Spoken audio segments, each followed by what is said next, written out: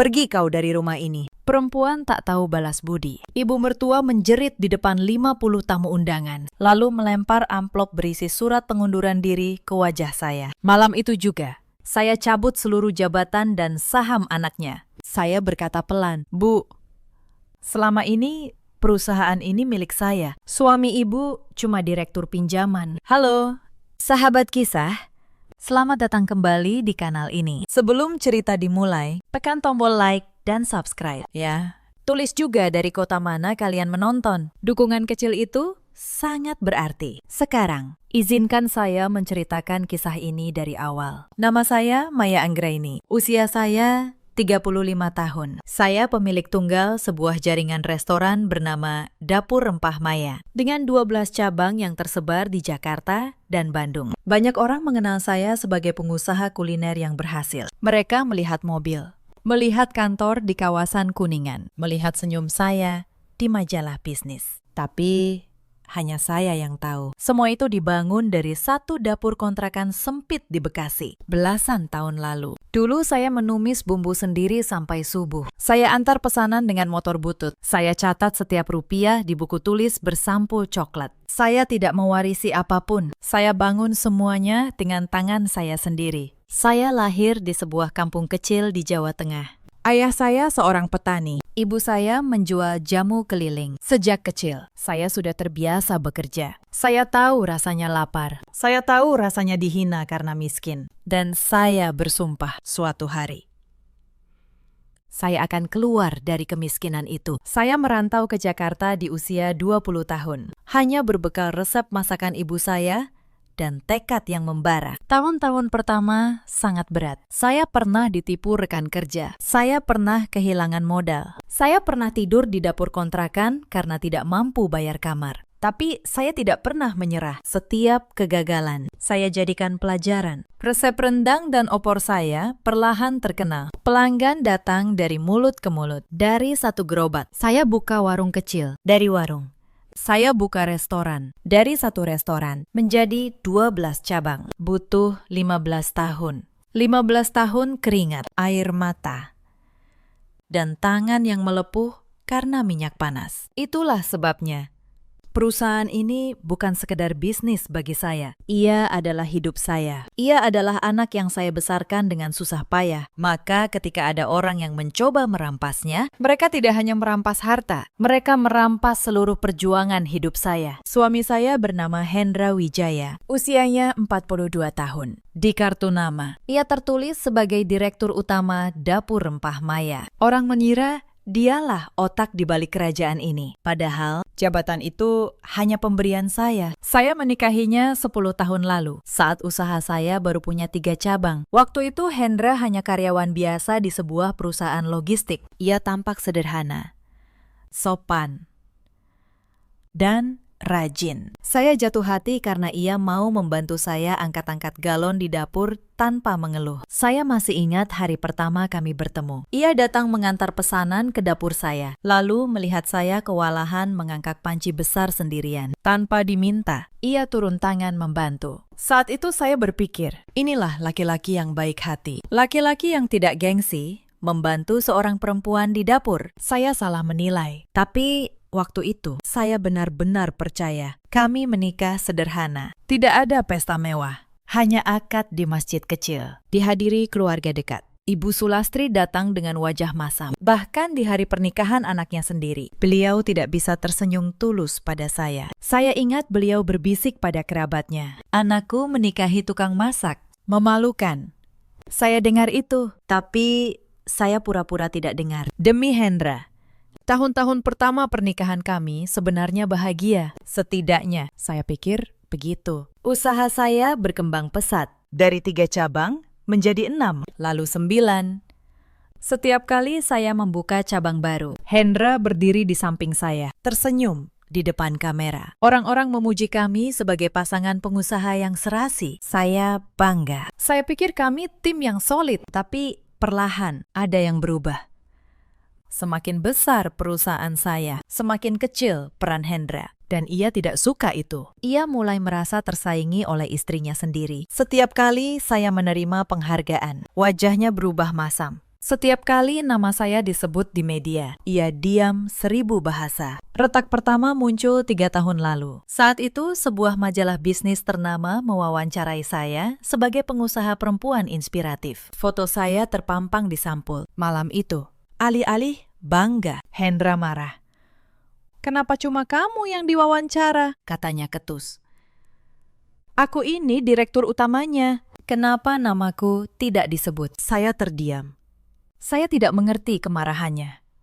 "Mas, perusahaan ini memang aku yang bangun. Wajar kalau aku yang diwawancara," jawab saya pelan.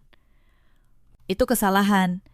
Kata-kata itu melukai egonya. Sejak malam itu, jurang di antara kami semakin lebar. Setelah Ibu Sulastri pindah masuk ke rumah kami, jurang itu berubah menjadi tebing. Beliau menjadi penyiram bensin di setiap percikan api. Setiap keluhan Hendra, beliau besar-besarkan. Setiap kelelahan saya, beliau jadikan bukti bahwa saya istri yang buruk. Rumah yang dulu hangat, kini terasa seperti medan perang yang dingin. Setelah menikah, saya berikan ia jabatan direktur. Saya pikir itu wujud kepercayaan. Saya ingin suami saya merasa terhormat, merasa setara, merasa punya peran. Saya tidak tahu. Kepercayaan itulah yang kelak ia gunakan untuk menikam saya. Selama 10 tahun, sayalah yang menandatangani setiap kontrak. Sayalah yang merancang menu, melatih koki, dan menjaga arus kas tetap sehat. Hendra, ia datang ke kantor pukul 10, makan siang panjang, lalu pulang sebelum sore. Ia pandai berfoto di acara penghargaan. Ia pandai bicara di depan klien. Tapi ia tak pernah tahu berapa harga sekarung cabai. Saya tidak keberatan, sungguh. Selama rumah tangga kami damai, saya rela menanggung semuanya. Saya hanya ingin pulang ke rumah yang hangat. Saya ingin dianggap sebagai istri, bukan sekedar sumber uang. Lalu, datanglah ibu mertua saya. Namanya Ibu Sulastri, usianya 60 tahun. Sejak hari pertama, beliau tidak pernah menyukai saya. Bagi Ibu Sulastri, perempuan yang sukses adalah perempuan yang berbahaya. Beliau sering berkata bahwa istri yang penghasilannya lebih besar dari suami akan membuat laki-laki kehilangan harga diri. Beliau menatap saya seolah saya barang cacat yang memotori keluarganya. Awalnya beliau hanya menyindir, "Maya ini sibuk sekali, sampai lupa cara melayani suami," katanya di meja makan. Saya diam. Saya pikir, biarlah. Orang tua memang begitu. Tapi sindiran itu tumbuh menjadi tuduhan. Lama-lama, Ibu Sulastri mulai mengatur isi rumah tangga saya. Beliau pindah masuk ke rumah kami di kawasan Pondok Indah. Katanya, untuk menemani Hendra. Sejak itu, rumah saya sendiri terasa seperti milik orang lain. Setiap saya pulang malam karena rapat, beliau menyambut dengan tatapan menghakimi. "Istri macam apa yang pulang lebih malam dari suaminya?" gumamnya. Cukup keras agar saya dengar. Hendra hanya diam. Suami saya selalu diam. Saya mulai merasa ada yang berubah pada Hendra. Tatapannya menjadi dingin. Ia jarang menatap mata saya saat bicara. Ponselnya selalu ia balik di atas meja. Setiap saya masuk ruangan, ia buru-buru menutup laptopnya. Saya mencoba berpikir positif. Saya pikir mungkin ia hanya lelah. Mungkin ia merasa terbebani oleh kesibukan saya. Tapi naluri saya sebagai pengusaha berkata lain. Saya terbiasa membaca laporan keuangan. Saya terbiasa mencium kejanggalan. Dan ada kejanggalan besar di rumah saya sendiri. Suatu sore, saya pulang lebih awal dari biasanya. Saya ingin mengejutkan Hendra dengan rendang kesukaannya. Tapi saya yang justru terkejut. Dari balik pintu ruang kerja, saya mendengar suara Ibu Sulastri dan Hendra berbisik. Mereka tidak tahu saya sudah pulang. Saya berhenti melangkah. Jantung saya berdebar. "Sebentar lagi, semua jadi milik kita," kata Ibu Sulastri. "Kau cuma perlu pegang surat-suratnya. Maya itu cuma perempuan dapur. Dia tidak akan curiga." Saya menahan napas. Tangan saya dingin. Surat-surat apa? Milik siapa? Saya tidak mengerti. Tapi satu hal saya pahami betul. Suami saya dan ibunya sedang merencanakan sesuatu di belakang saya. Malam itu, saya tidak bisa tidur. Saya berbaring memunggungi Hendra, menatap dinding kamar yang gelap. Di sebelah saya, ia tidur pulas. seolah tak ada beban di hatinya. Saya bertanya-tanya, sejak kapan laki-laki yang dulu mengangkat galon untuk saya berubah menjadi orang asing seperti ini? Keesokan paginya, saya putuskan untuk diam. Tapi diam saya bukan kepasrahan. Diam saya adalah awal dari penyelidikan. Penyelidikan saya dimulai dari hal terkecil. Sebagai pemilik, saya punya akses ke semua sistem perusahaan. Tapi selama ini saya percayakan urusan administrasi legal kepada Hendra. Itu kesalahan saya. Malam itu, saya buka kembali arsip digital perusahaan dari laptop pribadi saya. Tangan saya sedikit gemetar saat membuka file demi file. Ada bagian dalam diri saya yang masih berharap saya salah. Berharap bahwa apa yang saya dengar di balik pintu itu hanyalah salah paham. Berharap bahwa suami yang saya cintai 10 tahun ini tidak mungkin sejahat itu. Tapi semakin dalam saya menggali, semakin hancur harapan itu. Yang saya temukan membuat dada saya sesak. 3 bulan terakhir, ada beberapa dokumen yang diakses dan diunduh dari akun Hendra. Akta perusahaan, sertifikat tanah 2 cabang, dokumen pemegang saham. Hendra sedang mengumpulkan semua surat kepemilikan saya, satu persatu. Saya menelusuri jejak digitalnya dengan teliti. Setiap login tercatat, setiap unduhan terekam. Hendra mengira ia bergerak diam-diam. Ia tidak tahu, sistem perusahaan saya mencatat segalanya. Itulah keuntungan menjadi pemilik yang membangun sistem dari awal. Tidak ada celah yang tidak saya ketahui. Saya juga menemukan sesuatu yang lebih menyakitkan. Di antara riwayat pencariannya, ada catatan tentang prosedur perceraian, tentang pembagian harta gonogini, tentang cara mengalihkan aset sebelum bercerai. Semua itu menunjukkan satu hal. Hendra tidak hanya ingin mengambil perusahaan saya. Ia sudah merencanakan untuk meninggalkan saya sejak lama. Saya tidak langsung menuduh. Saya tahu. Menuduh tanpa bukti hanya akan membuat mereka lebih berhati-hati. Saya pilih jalan yang lebih sabar. Saya pura-pura tidak tahu apa-apa. Saya tetap memasak untuk Hendra. Saya tetap menyapa Ibu Sulastri dengan sopan. Tapi diam-diam, saya mulai menyusun benteng. Insiden pertama datang seminggu kemudian. Hendra mengajak saya bicara serius di ruang tengah. Ibu Sulastri duduk di sampingnya, seperti hakim yang siap menjatuhkan vonis. "Maya," kata Hendra, "demi efisiensi perusahaan, sebaiknya beberapa aset dialihkan atas namaku. Kau terlalu sibuk, biar aku yang urus legal." Saya menatapnya. Saya tahu persis apa yang sedang ia lakukan, tapi saya pura-pura ragu. "Aku pikir-pikir dulu, ya." "Mas," jawab saya pelan. Ibu Sulastri mendengus. Beliau tidak suka jawaban itu. "Pikir apa lagi?" sahut Ibu Sulastri tajam. "Suamimu yang menjalankan perusahaan ini. Wajar kalau aset atas namanya. Kau ini istri, harusnya menurut." Saya tersenyum tipis. Di dalam hati, saya mencatat setiap kata mereka. Malam itu, saya tahu pertarungan sudah dimulai. Insiden kedua terjadi di kantor. Beberapa karyawan senior datang menemui saya diam-diam. Mereka resah. "Pak Bagas, manajer keuangan yang sudah ikut saya 8 tahun, berbisik bahwa Hendra meminta data rahasia perusahaan tanpa sepengetahuan saya. Laporan arus kas, daftar pemasok, kontrak sewa gedung." "Bu Maya," kata Pak Bagas, "saya tidak berani memberikannya tanpa izin Ibu." Tapi Pak Hendra mengancam akan memecat saya. Saya menggenggam tangan Pak Bagas. "Berikan saja apa yang dia minta," kata saya, tenang. "Tapi catat semuanya. Setiap permintaan, setiap tanggal. Simpan untuk saya." Pak Bagas mengangguk. Sejak hari itu, saya punya mata dan telinga di dalam kantor saya sendiri. Hendra mengira ia sedang membangun jaring. Ia tidak tahu. Jaring itu sebenarnya sedang saya pasang untuknya. Insiden ketiga lebih menyakitkan. Suatu malam, saya menemukan pesan di ponsel Hendra yang lupa ia kunci. Bukan pesan dari perempuan lain, lebih buruk dari itu. Pesan itu dari seorang notaris. Isinya tentang rencana mengubah struktur kepemilikan perusahaan. Hendra ingin menjadikan dirinya pemilik mayoritas. Dan di bawah pesan itu ada balasan dari Ibu Sulastri. "Bagus. Nak, setelah semua atas namamu, kita ceraikan dia. Dia tidak akan dapat apa-apa." Saya membaca pesan itu sambil berdiri di dapur yang gelap. Tangan saya gemetar memegang ponsel. 10 tahun pernikahan. 10 tahun saya beri ia jabatan, rumah, kehormatan. Dan ini balasannya. Mereka ingin merampas seluruh hidup saya, lalu membuang saya seperti sampah. Tapi saya tidak menangis.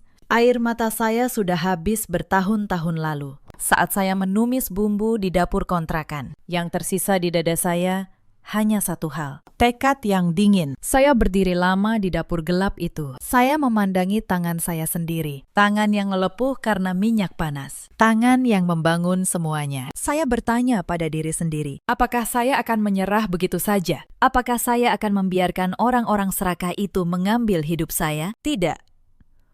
Saya tidak akan menyerah. Saya pernah jatuh lebih dalam dari ini. Saya pernah miskin, ditipu, dan dihina. Dan saya selalu bangkit. Kali ini pun akan sama. Tapi saya tidak akan bangkit dengan amarah membabi buta. Saya akan bangkit dengan kecerdasan, dengan kesabaran, dengan strategi. Saya tahu betul dalam dunia bisnis, yang menang bukan yang paling marah, melainkan yang paling tenang. Yang menang bukan yang berteriak paling keras, melainkan yang menyiapkan bukti paling kuat. Dan dalam hal menyiapkan bukti, saya jauh lebih ahli daripada Hendra dan ibunya. Malam itu juga, saya menelepon satu orang, Pak Tono, pengacara terbaik di kota ini. Sahabat lama saya sejak masa sulit. Pak Tono, kata saya butuh bantuan Anda. Diam-diam. Mulai sekarang. Insiden keempat adalah saat saya mulai menyadari betapa dalam pengkhianatan ini. Pak Tono memeriksa seluruh dokumen perusahaan. Hasilnya mengejutkan, tapi juga melegakan. Bu Maya, kata Pak Tono, ada kabar baik.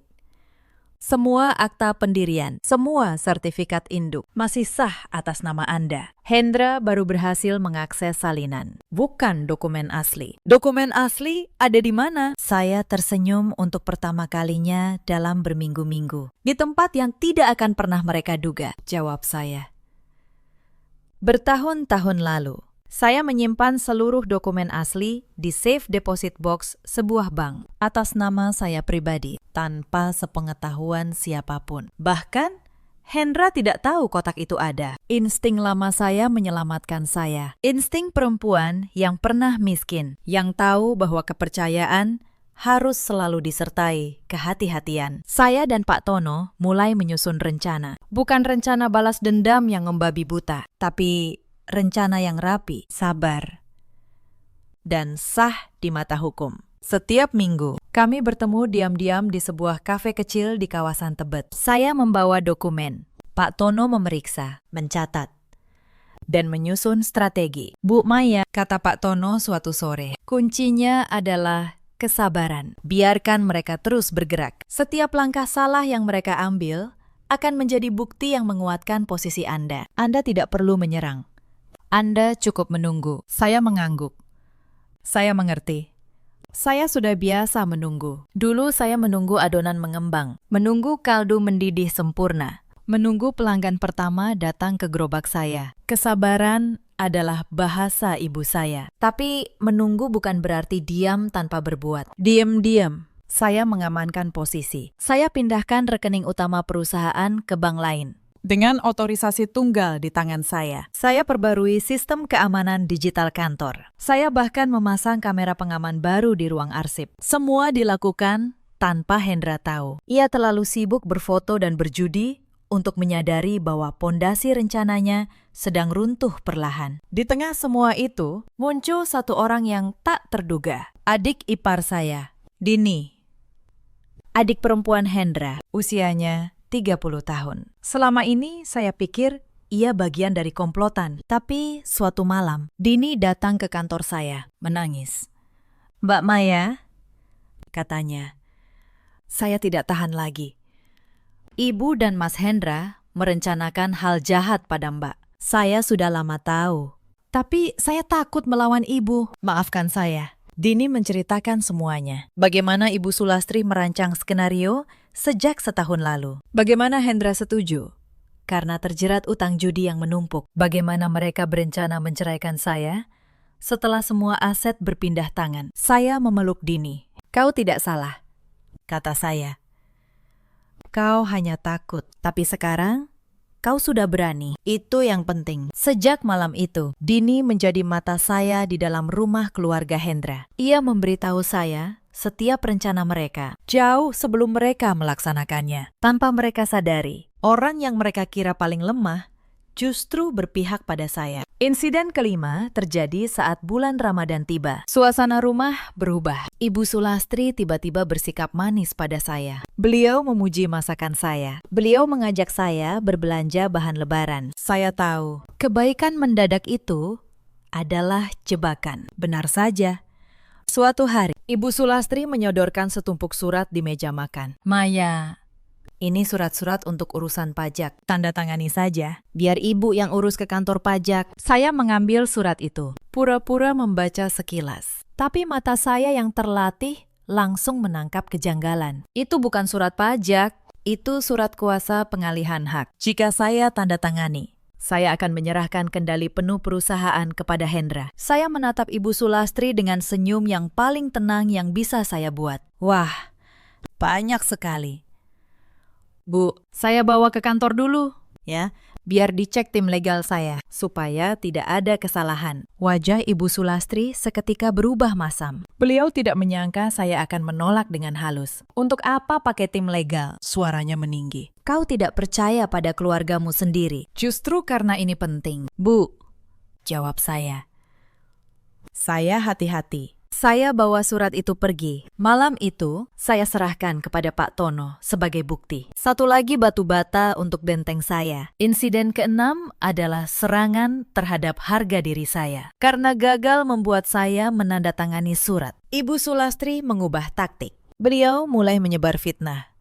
Di acara arisan keluarga, beliau bercerita pada semua kerabat bahwa saya istri yang durhaka, bahwa saya mengabaikan suami demi uang. Bahkan, beliau menuduh saya menjalin hubungan gelap dengan salah satu pemasok bahan baku saya. Coba bayangkan, kata Ibu Sulastri di depan semua orang, perempuan keluyuran malam-malam dengan alasan rapat. Rapat apa sampai larut begitu? Kasihan anak saya. Hendra diselingkuhi, tapi tetap setia. Fitnah itu menyebar cepat. Beberapa kerabat mulai menatap saya dengan curiga di setiap acara keluarga. Bisik-bisik mengikuti saya kemanapun. Ada yang berani bertanya langsung. Ada yang hanya menatap dengan tatapan menghakimi. Ibu Sulastri sengaja merancang semua ini agar saat beliau dan Hendra menyingkirkan saya, semua orang berpikir sayalah yang bersalah. Saya tahu permainan itu. Beliau ingin membangun narasi bahwa saya istri durhaka, agar perampasan perusahaan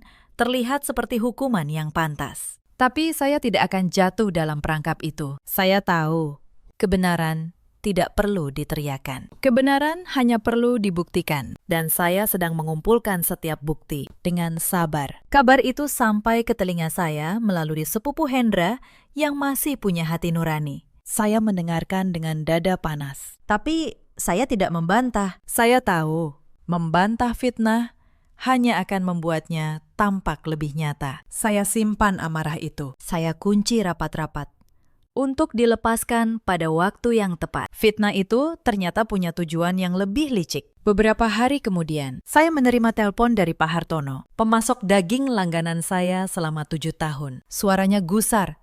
"Bu Maya," katanya, "ada apa ini?"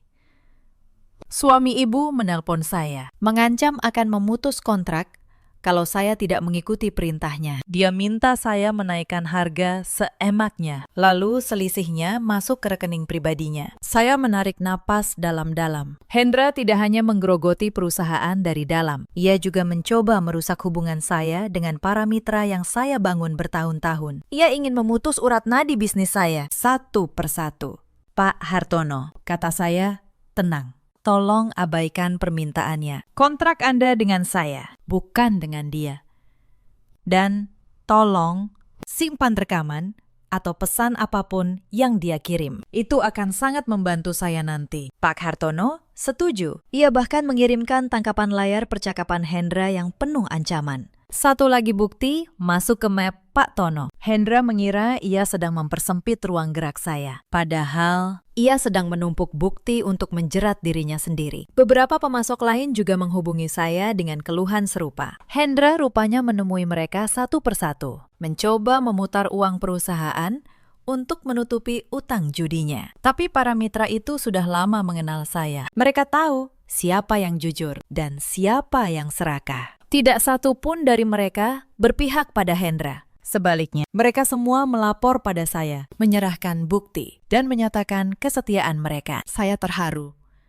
Ternyata, kebaikan yang saya tanam selama bertahun-tahun kini menjadi perisai yang melindungi saya dari segala arah. Insiden ketujuh adalah malam yang paling menegangkan. Hendra mulai curiga bahwa saya menyimpan dokumen asli di suatu tempat. Suatu malam, saya terbangun karena mendengar suara di ruang kerja. Saya mengendap, mengintip dari celah pintu. Hendra sedang mengobrak-abrik lemari arsip saya. Ia membuka setiap laci, membongkar setiap map, mencari sesuatu. Wajahnya berkeringat, tangannya gemetar. Ia mencari akta asli, akta yang tidak akan pernah ia temukan karena tersimpan aman di brankas bank. Saya berdiri di ambang pintu, mencari sesuatu. "Mas?" tanya saya pelan. Hendra terlonjak. Ia menoleh dengan wajah pucat. Aku cuma mencari berkas pajak," katanya gugup. "Pajak ada di kantor." "Mas?" jawab saya tenang. "Bukan di rumah." Saya menatapnya lama. Ia tidak bisa membalas tatapan saya. Ia menunduk, lalu pergi meninggalkan ruangan tanpa kata. Malam itu, kamera pengaman yang saya pasang merekam semuanya. Rekaman seorang direktur yang membongkar arsip perusahaan di tengah malam, seperti pencuri di rumahnya sendiri. Bukti yang sempurna. Saya simpan baik-baik. Insiden ke-8 datang ketika Hendra mulai panik karena rencananya tak kunjung berhasil. Ia mengambil langkah nekat. Ia mulai mengambil uang dari rekening perusahaan untuk kepentingan pribadi. Pak Bagas melaporkannya kepada saya. "Bu Maya, Pak Hendra menarik dana dalam jumlah besar. Katanya untuk ekspansi, tapi tidak ada dokumen ekspansi apapun." Saya memeriksa sendiri rekening koran perusahaan. Angkanya membuat saya terdiam. Dalam 2 bulan, Hendra telah menarik hampir 2 miliar rupiah. Uang itu mengalir ke rekening pribadinya, lalu menghilang. Sebagian kemudian saya ketahui mengalir ke meja judi. Sebagian lagi untuk membayar utang-utang yang ia sembunyikan dari saya selama bertahun-tahun. Suami yang saya banggakan sebagai direktur, ternyata seorang penjudi yang menggerogoti perusahaan saya dari dalam. Tapi saya tidak menghentikannya. Saya biarkan ia menarik uang itu. Karena setiap penarikan, setiap transfer adalah bukti. Bukti yang Pak Tono kumpulkan dengan rapi. Bukti yang kelak akan menjeratnya di pengadilan. Saya bermain sabar. Saya biarkan mereka mengira mereka menang. Padahal, mereka sedang menggali kubur mereka sendiri. Satu sekop demi satu sekop. Insiden ke-9 adalah malam ketika Hendra menampakkan wajah aslinya untuk pertama kalinya. Ia pulang dalam keadaan mabuk. Bau alkohol menyengat dari mulutnya. Ia membanting pintu, lalu menatap saya dengan mata merah penuh kebencian. "Kau pikir kau siapa?" hardiknya. "Tanpa aku, perusahaan ini bukan apa-apa. Orang-orang hormat karena ada aku, direktur utamanya. Kau cuma tukang masak." Saya berdiri tegak di hadapannya. Saya tidak gentar. "Kalau begitu, silakan jalankan perusahaan tanpa saya." "Mas," jawab saya dingin. Hendra terdiam. Ia tidak bisa menjawab karena jauh di dalam hatinya ia tahu.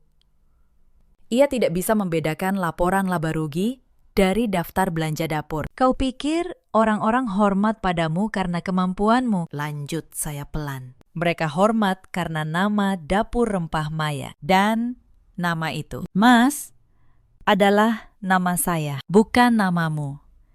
Hendra mengepalkan tinju. Untuk sesaat, saya pikir ia akan memukul saya, tapi ia tidak berani. Ia hanya menggeram, lalu menendang kursi hingga terjatuh. "Kau akan menyesal," desisnya. "Ibu benar. Kau memang perempuan yang harus diberi pelajaran." Saya menatap matanya. Mata yang dulu penuh kelembutan, kini penuh kebencian. Saya merasa sedih, bukan untuk diri saya, tapi untuk laki-laki yang dulu saya cintai, yang kini berubah menjadi orang asing yang menyedihkan. Malam itu, ia tidur di sofa, dan saya, untuk pertama kalinya, tidur dengan tenang. Karena saya tahu, benteng saya sudah hampir sempurna. Insiden ke-10 terjadi seminggu sebelum Lebaran. Hendra, yang semakin terdesak oleh utang judinya, mencoba taktik terakhir di kantor. Ia mengumpulkan para manajer cabang, lalu mengumumkan bahwa mulai saat itu, semua keputusan harus melalui dirinya, bukan saya. Ia mencoba mengambil alih kendali secara paksa, tapi para manajer itu adalah orang-orang yang saya rekrut, saya latih. Saya percaya selama bertahun-tahun, mereka tidak goyah. Pak Bagas berdiri mewakili mereka semua. Maaf, Pak Hendra, katanya tegas. Kami hanya menerima perintah dari Bu Maya. Beliau pemilik dan pemimpin kami. Selama beliau belum mengatakan sebaliknya. Kami tetap setia pada beliau. Hendra terhina di depan seluruh stafnya. Wajahnya merah padam. Ia menggebrak meja, mengancam akan memecat mereka semua. Tapi tidak ada yang takut. Mereka tahu Hendra tidak punya kuasa untuk itu. Ia hanya direktur di atas kertas. Boneka tanpa benang. Berita itu sampai ke saya melalui Pak Bagas malam itu juga. Saya tersenyum. Loyalitas yang saya tanam bertahun-tahun kini menjadi tembok yang melindungi saya. Uang bisa membeli banyak hal, tapi tidak bisa membeli kesetiaan yang lahir dari kebaikan. Keesokan harinya, Ibu Sulastri datang ke kantor saya. Untuk pertama kalinya, beliau datang ke wilayah saya. Beliau duduk di hadapan saya dengan wajah yang dibuat-buat ramah. Maya, katanya. Mari kita selesaikan ini secara kekeluargaan. Serahkan saja sebagian saham pada Hendra. Dia kan suamimu. Masa kau tega membuat suamimu tidak punya apa-apa? Saya menatap beliau dengan tenang. Bu, jawab saya. Selama 10 tahun, saya sudah memberikan segalanya pada Hendra. Jabatan, rumah, kehormatan yang beliau lakukan. Justru mencoba merampas sisanya. Jadi, maaf, Bu, tidak ada lagi yang bisa saya berikan. Wajah ramah Ibu Sulastri runtuh seketika. Beliau berdiri, menuding saya dengan jari. Kau akan menyesal, Maya. Kau akan tahu akibatnya menentang keluarga ini. Saya tetap duduk. Tenang. Kita lihat saja. Bu, kita lihat siapa yang akan menyesal, jawab saya. Beliau pergi dengan amarah. Dan saya tahu, ancaman itu akan beliau wujudkan di hari Lebaran, di depan semua orang. Justru itulah yang saya tunggu. Hari Lebaran tiba, sesuai tradisi. Kami mengadakan acara halal bihalal besar di rumah Pondok Indah. 50 tamu diundang, kolega bisnis, pejabat daerah, beberapa rekan media, dan seluruh kerabat besar keluarga Hendra. Meja-meja panjang dipenuhi opor ayam, rendang, ketupat, dan kue-kue Lebaran. Saya berdiri di balik meja prasmanan utama, mengenakan kebaya sederhana berwarna hijau lembut. Saya menyendok opor ke mangkuk porselen putih dengan gerakan yang sangat tenang. Tapi di sudut ruangan, saya melihat Ibu Sulastri tidak menyentuh makanannya. Beliau bangkit dari kursi, melangkah ke tengah ruangan, sengaja menarik perhatian semua orang. Hendra mengikuti di belakangnya. Wajah suami saya pucat pasi, tapi ada kilat keputusasaan yang berbahaya di matanya. Saya tahu, genderang perang telah ditabuh, dan mereka tidak akan menunggu sampai hidangan penutup disajikan. Ibu Sulastri berdiri di tengah ruangan, suaranya melengking, memecah keramaian. Para tamu yang terhormat, mohon perhatiannya sebentar. Ruangan menjadi hening. Semua mata tertuju pada beliau. Saya tetap berdiri di balik meja prasmanan. Tangan saya stabil memegang sendok sup. Hari ini hari yang baik. Lanjut Ibu Sulastri dengan senyum palsu. Saya ingin mengumumkan bahwa mulai hari ini, anak saya, Hendra, akan resmi menjadi pemilik penuh Dapur Rempah Maya. Istrinya sudah terlalu lelah. Sudah waktunya laki-laki yang memimpin. Terdengar bisik-bisik di antara para tamu. Beberapa kolega bisnis saya saling pandang dengan bingung. Mereka tahu siapa yang sebenarnya membangun perusahaan ini. Hendra melangkah maju. Ia mengeluarkan setumpuk surat dari map. Maya, katanya keras. agar semua orang dengar. Tanda tangani ini sekarang, di depan semua saksi. Serahkan perusahaan padaku. Saya meletakkan sendok sup. Saya melangkah keluar dari balik meja, perlahan. Saya berdiri tegak di hadapan mereka, di hadapan 50 pasang mata. Tidak. Mas, kata saya, tenang. Saya tidak akan menandatangani apapun. Wajah Hendra merah padam. Ia tak menyangka saya berani menolak di depan umum. Dalam amarah yang memuncak, ia meraih mangkuk opor panas dari meja, lalu menyiramkannya ke arah saya. Dasar istri tak tahu diri, teriaknya. Tapi saya sudah membaca gerakannya. Saya melangkah mundur. Kuah panas itu hanya mengenai ujung kebaya saya, bukan wajah saya. Beberapa tamu menjerit. Seorang ibu pejabat bangkit dari kursinya. Ngeri melihat seorang suami menyiram istrinya di depan umum. Saya menatap Hendra lurus-lurus. Suara saya tidak gemetar sedikit pun. Selama 10 tahun, saya beri kau jabatan. Saya beri kau rumah ini. Saya beri kau kehormatan di depan orang-orang ini. Dan inikah balasanmu? Hendra terengah. Dadanya naik turun. Ibu Sulastri menyahut dari samping. Beraninya kau bicara begitu pada suamimu? Tanda tangani surat itu sekarang juga. Saya menoleh pada Ibu Sulastri. Lalu saya tersenyum. Senyum yang membuat beliau seketika terdiam. Bu, saya rasa sudah waktunya. Semua orang di sini tahu kebenarannya. Saya mengeluarkan ponsel saya. Saya mengangkat tangan, memberi isyarat dari pintu belakang. Pak Tono masuk, membawa map tebal berisi dokumen. Di belakangnya, 3 orang berpakaian rapi mengikuti. 2 di antaranya petugas dari kantor pajak. 1 lagi penyidik keuangan. Suasana berubah. Senyum di wajah Ibu Sulastri menghilang. Para tamu yang terhormat, kata saya. Suara saya bergema di ruangan yang senyap. Izinkan saya meluruskan satu hal. Dapur Rempah Maya tidak pernah dan tidak akan pernah dimiliki oleh Hendra Wijaya. Saya membuka map dari Pak Tono. Saya angkat tinggi-tinggi akta pendirian perusahaan. Ini akta asli, atas nama saya, Maya Anggreni, pemilik tunggal, sejak hari pertama sampai detik ini. Saya mengeluarkan dokumen kedua, dan ini sertifikat seluruh 12 cabang. Semuanya atas nama saya. Suami saya hanya direktur pinjaman, jabatan yang saya berikan. Dan yang detik ini, saya cabut. Wajah Hendra memutih. Ia mundur selangkah. Maya, kau tidak bisa. Saya bisa. Mas, potong saya. Dan masih ada lagi. Saya menatap para petugas. Penyidik keuangan melangkah maju, membuka dokumennya. Saudara Hendra Wijaya, katanya lantang. Berdasarkan laporan resmi, Anda diduga melakukan penggelapan dana perusahaan sebesar 2 miliar rupiah. Seluruh transaksi telah kami lacak. Anda harus ikut kami untuk pemeriksaan. Ruangan gempar. Para tamu berdiri, terkejut. Ibu Sulastri menjerit. Ini fitnah. Anak saya tidak bersalah. Pak Tono dengan tenang membuka laptopnya. Di layar, terpampang rekening koran perusahaan. Setiap penarikan, Hendra, setiap transfer ke rekening pribadinya, setiap aliran uang ke meja judi. Hitam di atas putih, tidak terbantahkan. Bukti ini sudah diserahkan ke pihak berwenang sejak 2 minggu lalu. Bu, kata Pak Tono, tidak ada yang bisa dibatalkan. Belum selesai sampai di situ. Dari kerumunan tamu, Dini melangkah maju. Adik kandung Hendra, wajahnya pucat.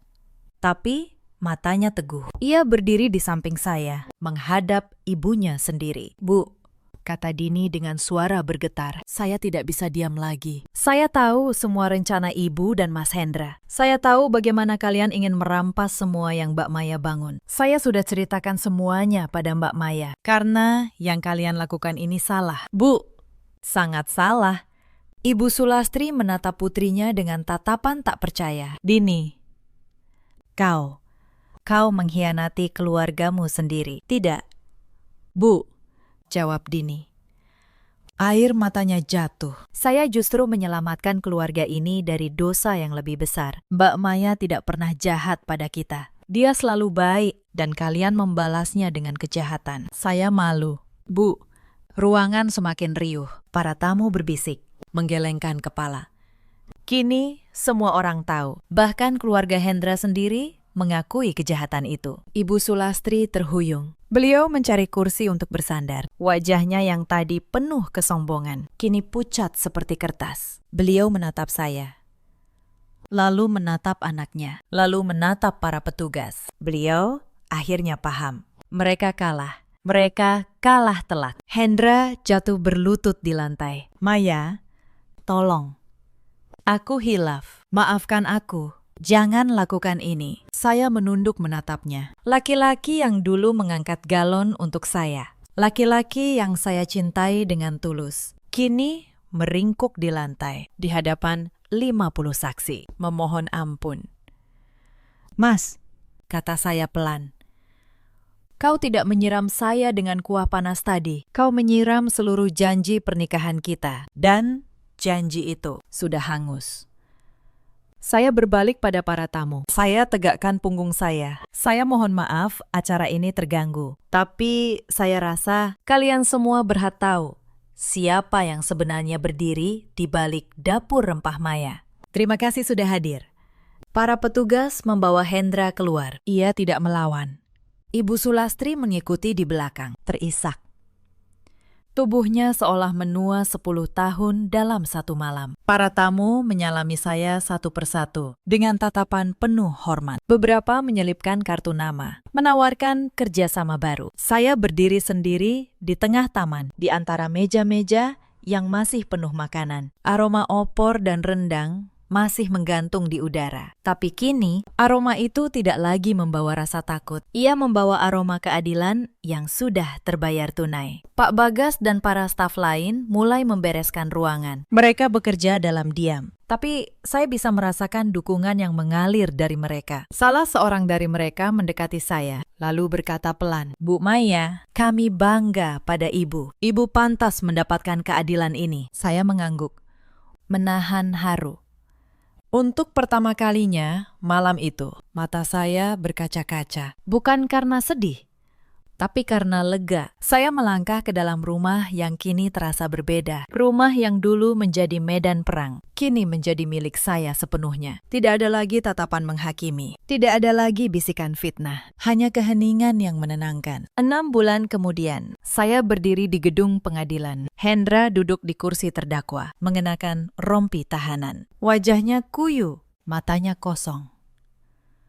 Tidak ada lagi kilat kesombongan di sana. Hakim menjatuhkan vonis. Ia terbukti bersalah atas penggelapan dana perusahaan, hukuman penjara, ditambah kewajiban mengembalikan seluruh kerugian. Di kursi pengunjung, Ibu Sulastri duduk dengan tubuh yang membungkuk. Beliau tidak lagi mengenakan perhiasan emas yang dulu selalu beliau pamerkan. Rumah mewah yang dulu beliau banggakan kini disita untuk menutup utang judi anaknya. Beliau menatap saya dengan mata penuh kebencian. Tapi saya hanya membalasnya dengan ketenangan. Saya sudah tidak punya amarah untuk beliau. Yang ada hanya rasa kasihan. Perceraian saya dengan Hendra disahkan di hari yang sama. Saya keluar dari gedung pengadilan dengan langkah ringan. Angin sore menerpa wajah saya. Untuk pertama kalinya dalam bertahun-tahun, saya merasa benar-benar bebas. Bulan-bulan setelah persidangan, saya fokus membangun kembali, bukan membangun perusahaan, karena perusahaan saya tetap kokoh, tapi membangun kembali diri saya. Hati saya yang sempat retak,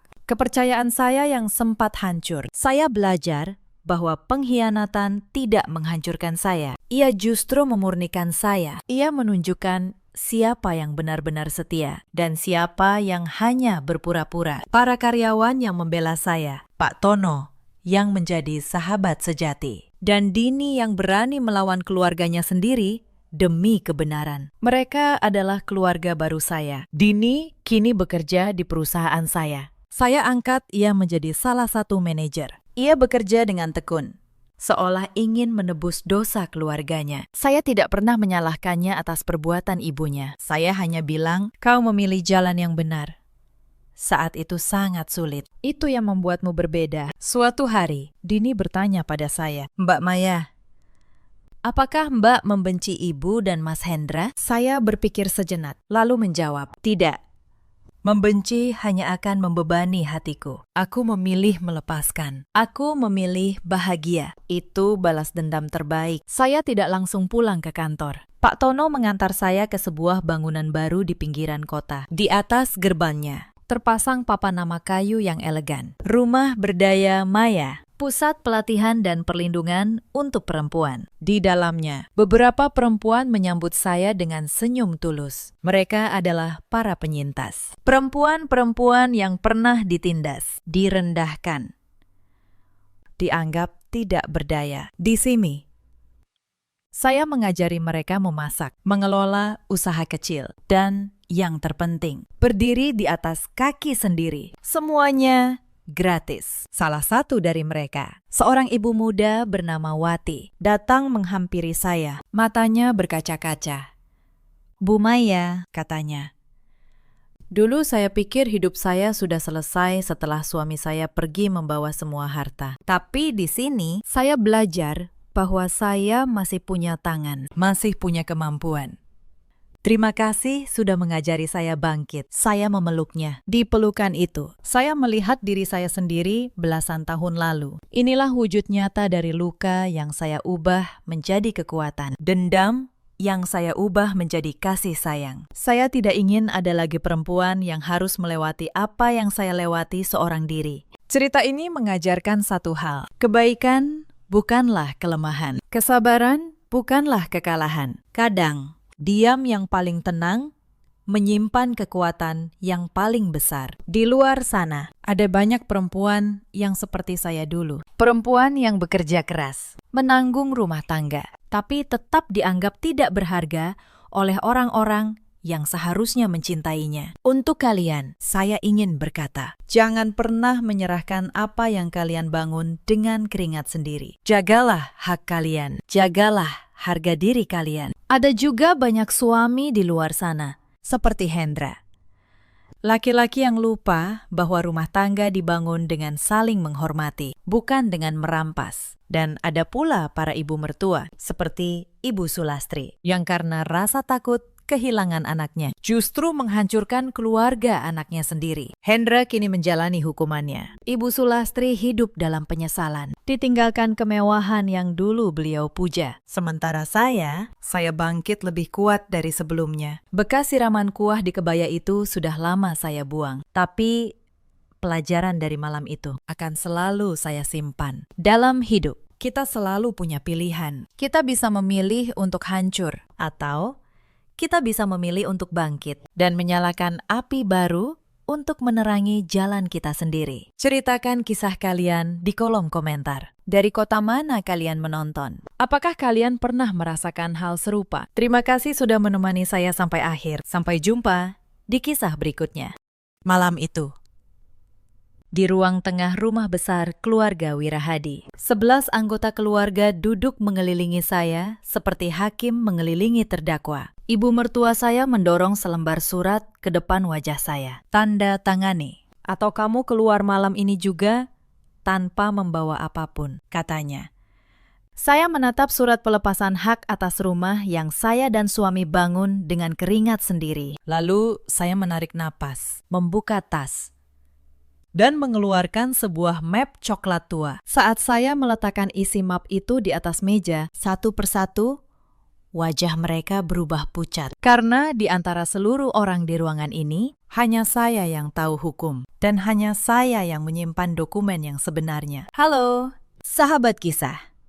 Selamat datang kembali di kanal ini. Tempat kita belajar bahwa kesabaran bukan kelemahan. Dan bahwa setiap kejahatan meninggalkan jejak di atas kertas. Sebelum kita mulai, tekan tombol subscribe dan nyalakan lonceng, supaya kalian tidak ketinggalan akhir dari kisah ini. Karena malam itu, di ruang tengah yang penuh kebencian, semuanya baru saja dimulai. Nama saya Maharani. Orang memanggil saya Rani. Usia saya 33 tahun. Saya bekerja sebagai notaris di sebuah kantor kecil di kawasan Bintaro. Sudah 8 tahun saya menekuni profesi ini. Pekerjaan saya sederhana di mata orang. Saya membaca surat, memeriksa keaslian dokumen, dan menyaksikan orang menandatangani perjanjian. Tetapi saya tahu satu hal yang sering dilupakan orang. Sehelai kertas yang dibuat dengan benar bisa lebih kuat daripada teriakan paling keras sekalipun. Saya tinggal di sebuah rumah 2 lantai di Bintaro bersama suami saya, Damar,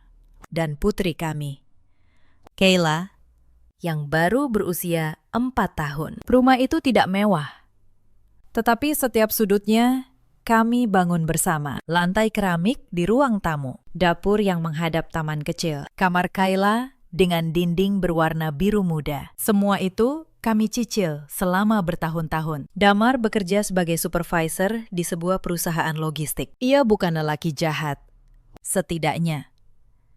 Dulu saya percaya begitu. Ia lembut, sering membawakan saya martabak di malam Jumat dan menggendong Kayla di bahunya setiap pagi. Tetapi Damar punya satu kelemahan yang tidak pernah ia akui. Ia tidak pernah bisa berkata tidak kepada ibunya. Ibu mertua saya bernama Sukarni. Orang di lingkungan memanggilnya Bu Sukarni. Usianya 60 tahun. Ia perempuan dengan punggung tegak dan suara yang selalu satu nada lebih tinggi dari orang lain. Sejak hari pertama saya menikah dengan Damar, saya tahu bahwa di mata Bu Sukarni, saya tidak pernah cukup baik. Saya hanya anak seorang guru sekolah dari kampung di Jawa Tengah. Sementara ia merasa keluarganya adalah keluarga terhormat di Bekasi Tengah. Bapak mertua saya, Pak Wirahadi, sudah meninggal 3 tahun lalu. Beliau adalah orang yang berbeda. Tenang, adil, dan menyayangi saya seperti anak sendiri. Sebelum beliau wafat, beliau pernah berkata kepada saya dengan suara pelan, "Rani, jaga keluarga ini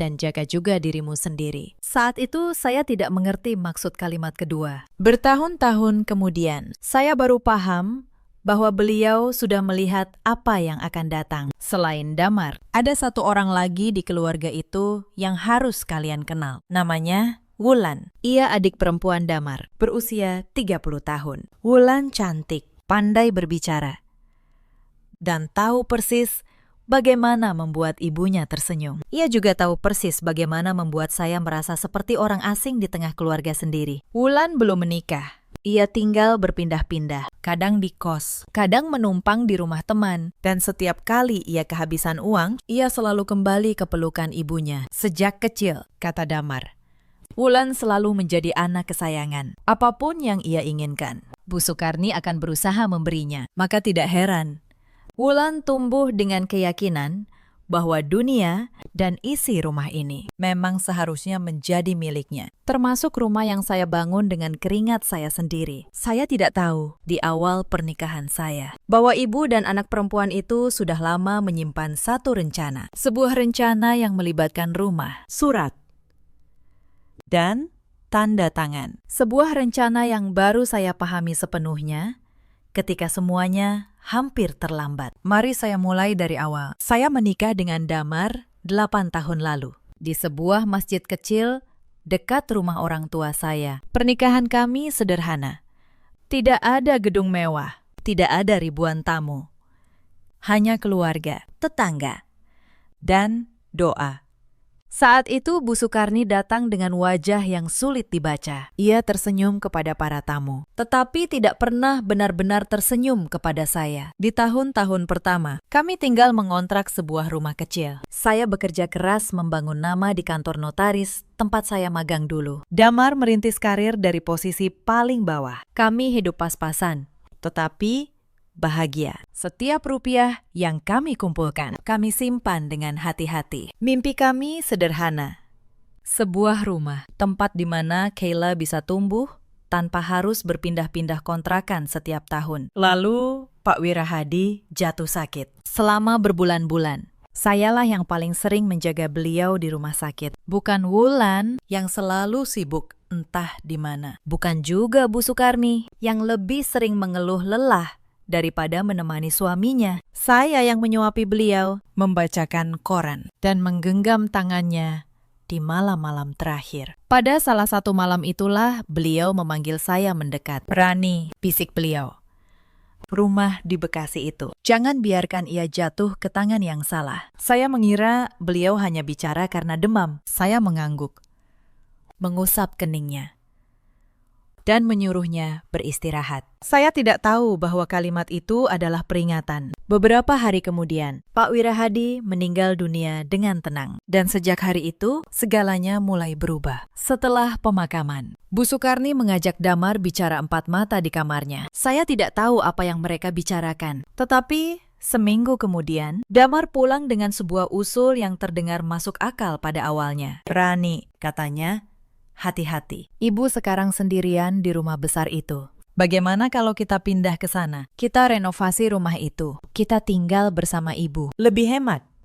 Dan Kayla bisa dekat dengan neneknya." Saya ragu. Hati kecil saya berbisik bahwa ini bukan ide yang baik. Tetapi saya melihat wajah Damar yang penuh harap. Saya melihat Kayla yang membutuhkan ruang lebih luas. Dan saya berpikir, mungkin tinggal bersama bisa memperbaiki hubungan saya dengan Bu Sukarni. Maka, saya mengangguk. Itulah kesalahan pertama saya. Sebelum kami benar-benar pindah, ada satu pertanda yang seharusnya saya baca lebih serius. Saat kami membicarakan rencana renovasi, saya mengusulkan agar semua pengeluaran dicatat dan agar kepemilikan rumah diperjelas secara hukum sejak awal. Damar menolak dengan halus. "Jangan begitu, Rani. Nanti ibu tersinggung.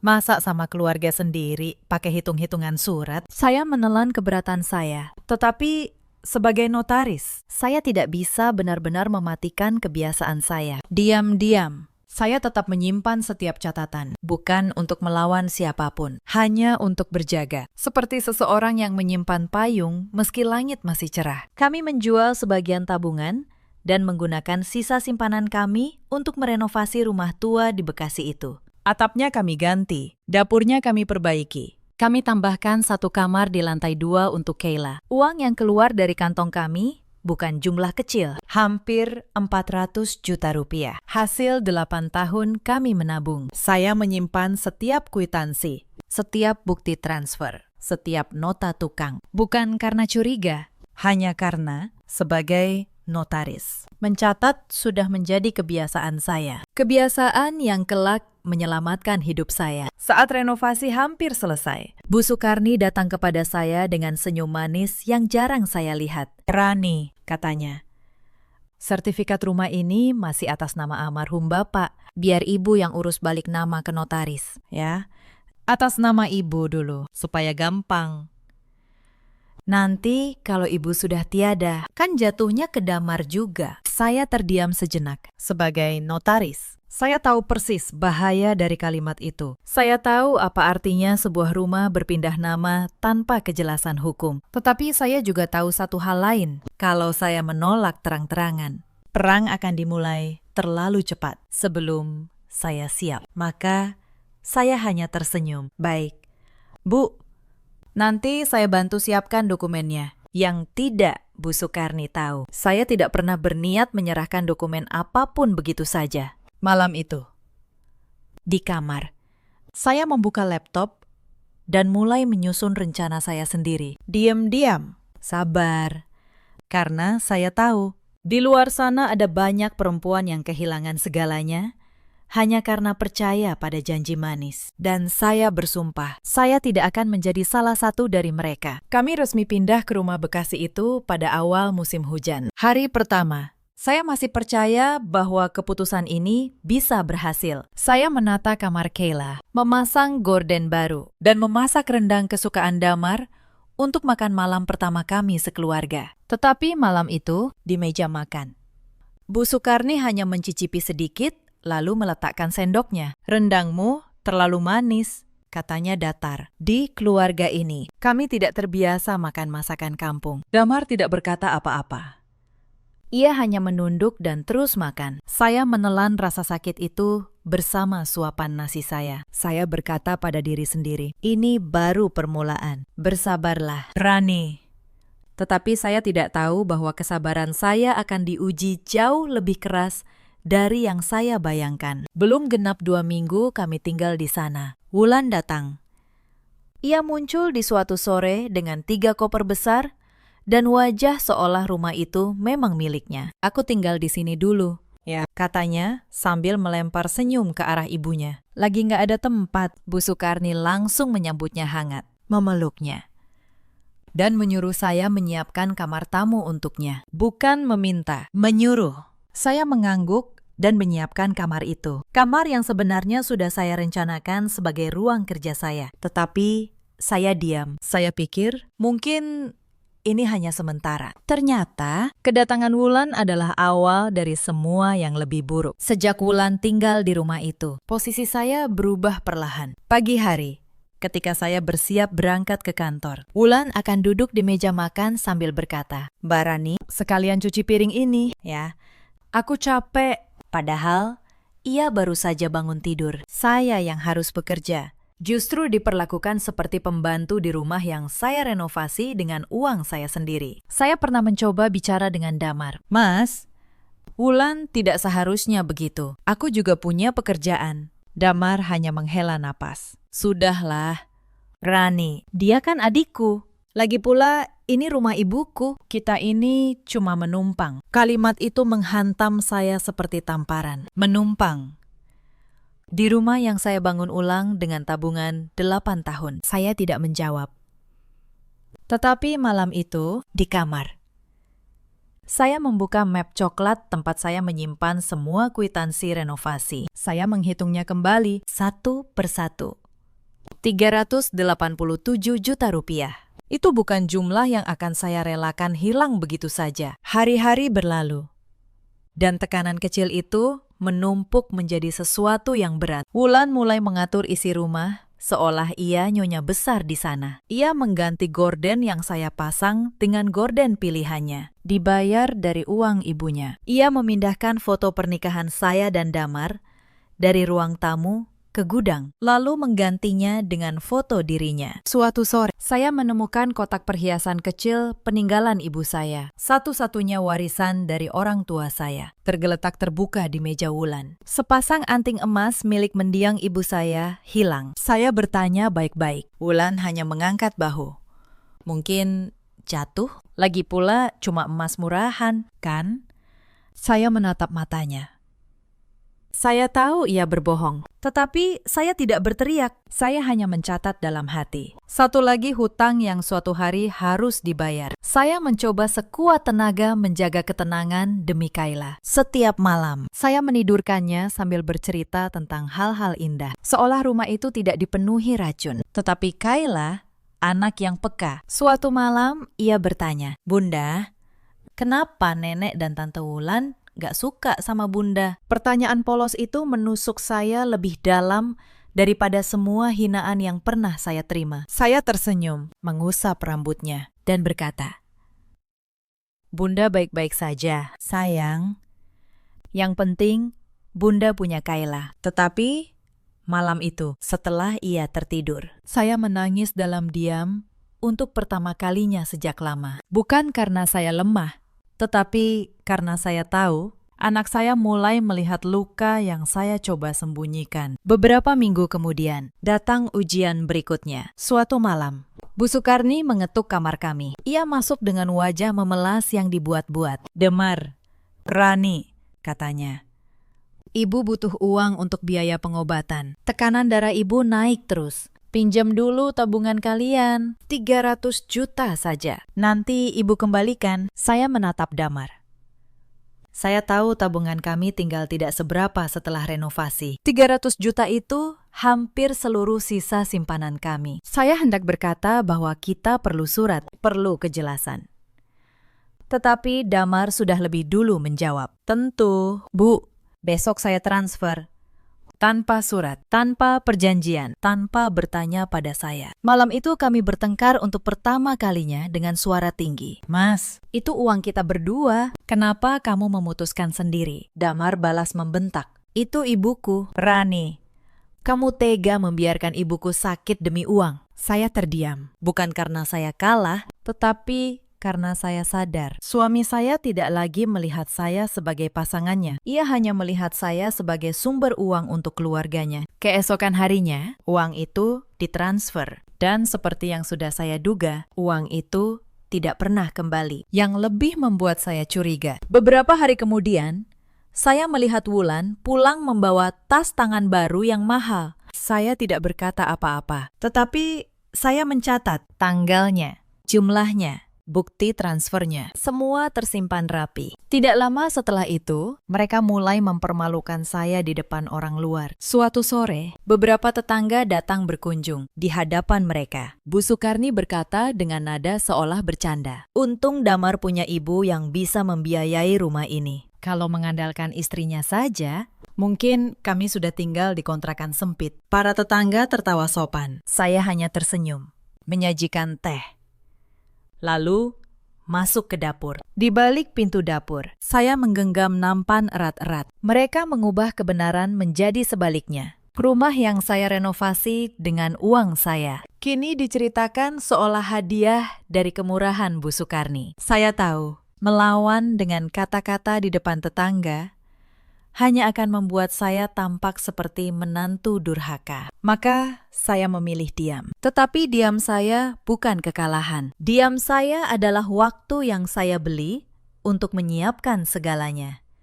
Malam itu, saya kembali membuka laci tua almarhum Bapak Wirahadi, mencari sesuatu yang sejak lama saya rasa ada di sana. Dan di dasar laci, di balik tumpukan dokumen lama, saya menemukan sebuah amplop tua bersegel. Saya membukanya dengan tangan gemetar. Apa yang saya temukan di dalamnya membuat saya terdiam lama di tengah keheningan malam. Tetapi saya simpan dulu rahasia itu untuk waktu yang benar-benar tepat. Lalu datang malam yang membuat saya benar-benar terjaga. Saya pulang lebih awal dari kantor karena kepala saya pusing. Rumah terasa sepi. Saya hendak masuk ke ruang kerja kecil saya untuk mengambil obat ketika saya mendengar suara dari ruang tengah. Suara Damar dan ibunya berbisik. Saya berhenti di balik pintu. "Sudah kamu tanda tangani, Damar?" Suara Bu Sukarni. "Sudah." "Bu," jawab Damar pelan. "Surat kuasanya sudah saya tanda tangani. Ibu sekarang bisa urus semua atas nama ibu." Saya merasa darah saya membeku. "Surat kuasa apa?" Suami saya menandatangani surat kuasa, memberi ibunya kuasa penuh atas sesuatu tanpa sepengetahuan saya. Saya menahan napas, lalu pelan-pelan mundur ke kamar. Jantung saya berdebar. Tetapi pikiran saya, untuk pertama kalinya sejak lama, terasa sangat jernih. Malam itu saya tidak tidur. Saya membuka kembali semua dokumen yang saya simpan. Saya menyusun daftar. Saya menelpon seorang rekan lama, Pak Tono. Seorang pengacara yang sudah saya kenal sejak masa magang. "Pak Tono," kata saya pelan di telepon. "Saya mungkin butuh bantuan, tapi belum sekarang. Tolong, jangan kemana-mana." Pak Tono, yang mengenal saya dengan baik, hanya menjawab, "Aku di sini kapanpun kamu butuh, Rani." Sejak malam itu, saya mulai bekerja diam-diam. Saya menyalin sertifikat asli rumah yang ternyata masih tersimpan di laci tua Bapak Wirahadi. Sesuatu yang Bu Sukarni tidak pernah tahu. Saya juga menemukan sesuatu yang jauh lebih penting di dalam laci itu. Sesuatu yang akan mengubah segalanya. Tetapi saya simpan dulu rahasia itu untuk waktu yang tepat. Sementara saya menyiapkan diri. Mereka pun bergerak lebih jauh. Suatu sore, saya tidak sengaja mendengar Bu Sukarni berbicara dengan seseorang melalui telepon di ruang tamu. Ia membahas tentang menjaminkan sertifikat rumah ke bank untuk mengambil pinjaman besar. Darah saya berdesir. Mereka berniat menggadaikan rumah yang saya renovasi. Rumah yang bahkan belum sah menjadi milik siapapun. Untuk mendapatkan uang. Seandainya rencana itu berhasil dan cicilannya macet, rumah itu bisa disita bank. Dan saya, beserta Kayla, akan kehilangan segalanya tanpa sisa. Malam itu, saya menghubungi Pak Tono dengan tangan masih gemetar. "Pak Tono," kata saya, "mereka mau menjaminkan rumah ke bank. Rumah yang masih atas nama almarhum." Pak Tono terdiam sejenak. Lalu berkata, "Rani, dengarkan aku. Selama rumah itu masih atas nama almarhum dan belum dibagi waris, bank yang teliti tidak akan berani menerimanya sebagai jaminan tanpa persetujuan seluruh ahli waris. Tugasmu sekarang adalah memastikan posisimu sebagai ahli waris yang berkepentingan tercatat dengan jelas. Simpan semua bukti. Jangan bertindak gegabah." Saya mengikuti nasihatnya. Diam-diam, saya menyiapkan surat keberatan resmi yang sewaktu-waktu bisa saya ajukan untuk menghalangi setiap upaya menjaminkan rumah itu. Saya membangun benteng saya, bata demi bata, di tengah keheningan malam. Hari-hari berikutnya, tekanan semakin meningkat. Wulan mulai terang-terangan kasar. Suatu pagi, saat saya sedang menyuapi Kayla, ia melintas dan berkata cukup keras agar semua orang mendengar. "Kayla, kasihan ya. Ibumu cuma anak guru kampung. Untung ada nenek yang kaya." Saya menggenggam sendok erat-erat. Saya ingin membentak, tetapi saya menatap mata Kayla yang polos. Dan saya menelan amarah itu. "Bukan saat ini," kata saya pada diri sendiri.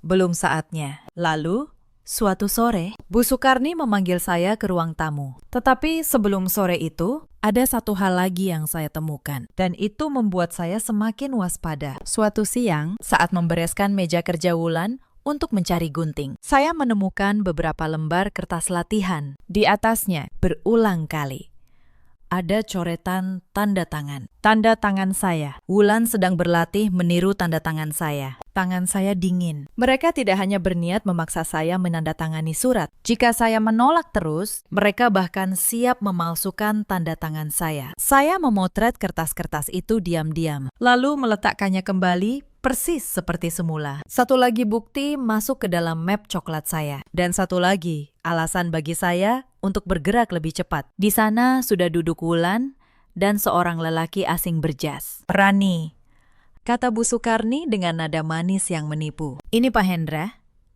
notaris kenalan kami. Kami sudah menyiapkan surat. Rumah ini akan Ibu hibahkan kepada Wulan. Kamu cukup tanda tangan di sini sebagai saksi keluarga." Saya melihat surat itu. Sebuah akta hibah yang memindahkan kepemilikan rumah. Rumah yang saya renovasi dengan uang saya kepada Wulan.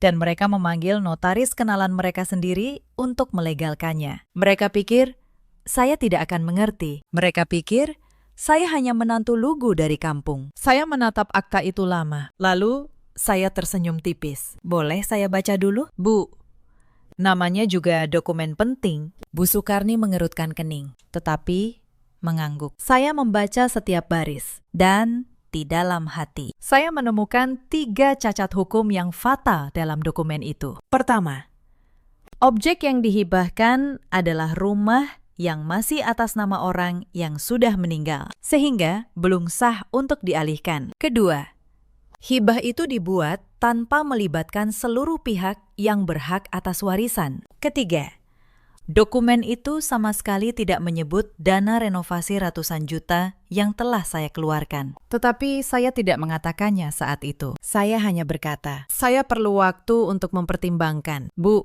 ini menyangkut masa depan Kayla juga." Wajah Bu Sukarni mengeras. Wajah Wulan berubah masam. Tetapi mereka tidak bisa memaksa saya menandatangani saat itu juga. Dan waktu, sedikit demi sedikit, mulai berpihak kepada saya. Malam itu, saya menelpon Pak Tono kembali. "Pak Tono," kata saya, "sekarang saya butuh bantuan Anda, dan saya butuh seorang notaris lain yang bisa saya percaya sepenuhnya." Saya menjelaskan semuanya. Surat kuasa yang ditandatangani Damar diam-diam. Akta hibah palsu yang mereka siapkan. Uang 300 juta yang menguap. Pak Tono mendengarkan, lalu berkata pelan, "Rani, kamu sadar tidak? Dengan semua dokumen yang kamu simpan, posisimu jauh lebih kuat dari yang mereka kira." Saya menjawab, "Tenang, saya sadar. Pakistan. Saya hanya menunggu mereka melangkah terlalu jauh. Dan mereka melangkah terlalu jauh, lebih cepat dari yang saya bayangkan." 3 hari kemudian, ketegangan memuncak. Tetapi sebelum malam itu, ada satu kejadian yang akhirnya mematahkan harapan terakhir saya pada Damar. Suatu malam saat makan, Bu Sukarni kembali menyindir saya. Kali ini lebih tajam. Menantu yang tahu diri itu menurut pada keluarga suaminya, bukan malah menyimpan-nyimpan surat seperti maling. Saya menahan diri. Tetapi kali ini saya menoleh kepada Damar, berharap. Sekali saja ia membela saya. Damar meletakkan sendoknya, lalu berkata dengan suara dingin yang belum pernah saya dengar sebelumnya, "Ibu benar. Rani, kamu terlalu banyak menghitung. Kalau memang merasa tidak nyaman di rumah keluargaku, mungkin lebih baik kamu pikirkan baik-baik posisimu." Kalimat itu dari mulut suami saya sendiri di depan ibunya dan adiknya. Terasa seperti pintu yang ditutup pelan-pelan tepat di depan wajah saya. Malam itu, saya tidak lagi menangis. Saya hanya merasa sangat tenang. Tenang, seperti orang yang akhirnya tahu ia hanya bisa mengandalkan dirinya sendiri. Lalu tiba hari ketiga itu. Saya pulang kerja dan mendapati barang-barang saya dan Kayla sudah dikemas dalam beberapa kardus, ditumpuk di teras. Wulan berdiri di pintu dengan tangan terlipat. "Mbak Rani," katanya sinis. "Ibu bilang, kalau Mbak nggak mau tanda tangan, ya nggak usah tinggal di sini lagi. Ini rumah keluarga kami." Saya menatap kardus-kardus itu. Saya menatap baju-baju Kayla yang dilipat asal-asalan. Dan untuk sesaat, saya merasa tubuh saya gemetar oleh amarah. Tetapi, saya tidak menangis. Saya tidak berteriak. Saya hanya berkata pelan, "Baik, kalau itu yang kalian mau, mari kita bicarakan baik-baik. Malam ini, panggil semua keluarga." Wulan menyeringai. Mengira saya menyerah. "Bagus. Biar semua jadi saksi, kamu pergi dari sini." Ia tidak tahu. Malam itu bukan malam saya pergi. Malam itu adalah malam yang sudah saya persiapkan sejak lama. Sebelum malam pertemuan keluarga itu tiba, saya menghabiskan sore di kantor Pak Tono. Kami menyusun semuanya dengan rapi, seperti membangun benteng dari kertas. Saya membawa sertifikat asli rumah yang masih tercatat atas nama almarhum Pak Wirahadi. Saya membawa seluruh bukti transfer dan kwitansi renovasi. Total 387 juta rupiah. Saya membawa bukti transfer 300 juta kepada Bu Sukarni yang tidak pernah kembali. Dan saya membawa salinan surat kuasa yang ditandatangani Damar diam-diam, beserta draft akta hibah palsu yang mereka siapkan. Pak Tono memeriksa akta hibah itu dengan kacamata di ujung hidungnya. Lalu ia tersenyum. "Rani, ini cacat hukum di 3 tempat. Pertama, rumah ini masih atas nama almarhum, jadi belum bisa dihibahkan oleh Bu Sukarni sebelum proses waris selesai. Kedua, hibah seperti ini membutuhkan persetujuan seluruh ahli waris. Dan kamu sebagai istri sah Damar punya kepentingan hukum di sini. Ketiga, akta ini dibuat tanpa mencantumkan dana renovasi yang kamu keluarkan. Secara hukum, kamu punya hak tagih." Saya mengangguk. Saya sudah tahu semua itu. Tetapi mendengarnya dari mulut seorang pengacara membuat saya semakin yakin. Lalu, saya mengeluarkan satu dokumen terakhir dari dalam map saya. Dokumen yang saya temukan di laci tua Bapak Wirahadi. Dokumen yang belum pernah saya tunjukkan kepada siapapun. Pak Tono membaca dokumen itu. Dan untuk pertama kalinya sepanjang sore itu, ia terdiam cukup lama. "Rani," katanya akhirnya, "kamu sadar apa artinya ini?" Saya mengangguk pelan. Saya sadar, Pakistan. Itulah sebabnya saya menunggu sampai malam ini. Saya tidak akan menceritakan dulu apa isi dokumen itu. Karena malam itu di ruang tengah, merekalah yang akan mengetahuinya lebih dulu. Sebelum saya pulang dari kantor Pak Tono sore itu, kami menyusun satu langkah terakhir yang akan mengunci segalanya. Saya meminta seorang notaris netral, rekan terpercaya saya, untuk membuat akta otentik yang mencatat seluruh fakta, dana renovasi yang saya keluarkan dengan rincian dan bukti, keberadaan sertifikat asli atas nama almarhum, dan keberadaan surat wasiat yang saya temukan. Akta itu dibuat secara sah, berdampingan dengan seluruh bukti pendukung, sehingga tidak ada satu pihak pun yang nanti bisa menyangkal bahwa dokumen-dokumen ini sudah ada dan tercatat resmi sebelum malam pertemuan keluarga. Dengan ini, kata Pak Tono sambil tersenyum tipis, kalau mereka mencoba memalsukan apapun setelah malam ini, justru merekalah yang akan terjerat. Kamu sudah memagari diri dari segala arah, Rani. Saya mengangguk. Saya tidak ingin menang dengan kebetulan. Saya ingin menang dengan kepastian. Malam pertemuan keluarga tiba. Ruang tengah rumah besar itu penuh. Bu Sukarni duduk di kursi utama seperti seorang ratu. Di sebelahnya, Wulan, dengan senyum kemenangan yang sudah ia siapkan. Damar duduk di sudut, menunduk, tidak berani menatap saya. Ada pula beberapa kerabat, paman dan bibi dari pihak Damar yang sengaja diundang untuk menjadi saksi. 11 orang mengelilingi saya. Mereka pikir mereka mengelilingi seorang menantu lemah yang akan mereka usir malam itu. Bu Sukarni mendorong selembar surat ke depan saya. Surat pelepasan hak. Tanda tangani. Berani, katanya dingin. Lepaskan semua klaimmu atas rumah ini, lalu pergi. Kami beri kamu waktu sampai pagi untuk mengambil barang-barangmu. Saya menatap surat itu. Saya menatap wajah-wajah di sekeliling saya. Lalu saya menarik napas perlahan dan berkata dengan suara setenang mungkin. Sebelum saya tanda tangani, izinkan saya bicara sebentar. Sebagai menantu, ini mungkin kesempatan terakhir saya bicara di rumah ini. Bu Sukarni mendengus. Tetapi mengizinkan. Ia pikir saya akan memohon. Ia pikir saya akan menangis. Saya berdiri. Saya membuka map coklat tua saya. Dan saya mulai meletakkan dokumen satu persatu di atas meja. Yang pertama, kata saya, ini sertifikat asli rumah ini. Masih atas nama almarhum Bapak Wirahadi. Artinya, Bu Sukarni, secara hukum, rumah ini belum menjadi milik ibu. Rumah ini masih harta warisan yang belum dibagi. Dan itu berarti at-tahibah yang ibu siapkan untuk Wulan tidak sah. Wajah Bu Sukarni mulai berubah. Senyum Wulan memudar. Yang kedua, lanjut saya.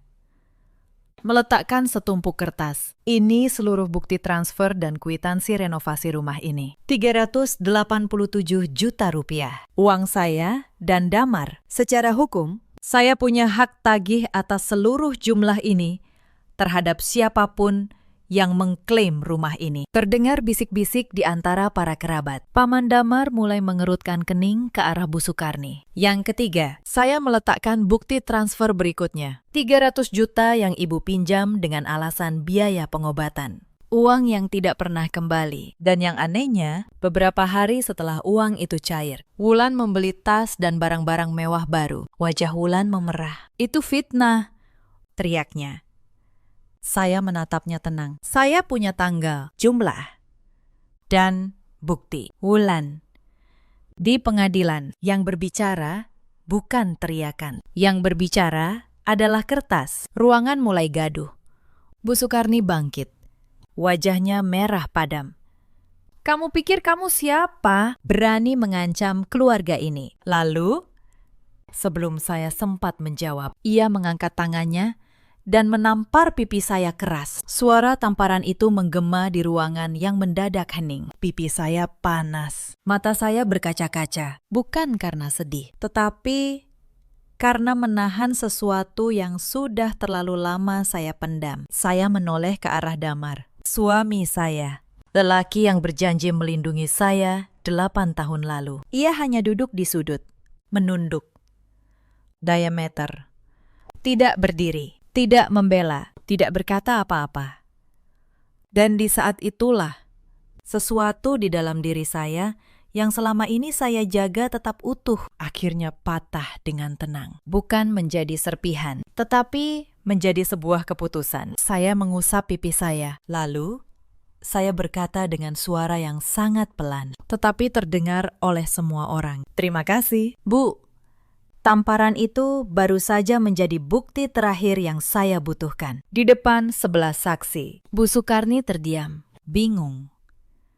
Lalu saya mengeluarkan dokumen terakhir dari dalam map. Dokumen yang saya temukan di laci tua almarhum. Dan ini, kata saya, adalah surat wasiat yang ditulis dan ditandatangani sendiri oleh Bapak Wirahadi 1 bulan sebelum beliau wafat, disaksikan dan disimpan secara sah. Saya, sebagai notaris, telah memverifikasi keasliannya. Saya berhenti sejenak, membiarkan kata notaris itu menggantung di udara. Untuk pertama kalinya, saya melihat ketakutan yang sesungguhnya di mata Bu Sukarni. Ya, Bu, kata saya. Saya notaris selama 8 tahun. Selama ini ibu mengira saya hanya anak guru kampung yang tidak mengerti apa-apa. Selama ini ibu menyodori saya surat. Mengira saya akan menandatanganinya seperti orang bodoh. Padahal pekerjaan saya setiap hari adalah membaca surat seperti milik kalian dan menemukan kebohongan di dalamnya. Saya membuka surat wasiat itu dan membacanya dengan suara jelas. Di dalam surat itu, Pak Wirahadi menuliskan keinginannya bahwa rumah di Bekasi setelah seluruh proses waris diselesaikan. Ia kehendaki untuk dijaga demi cucunya, Kayla.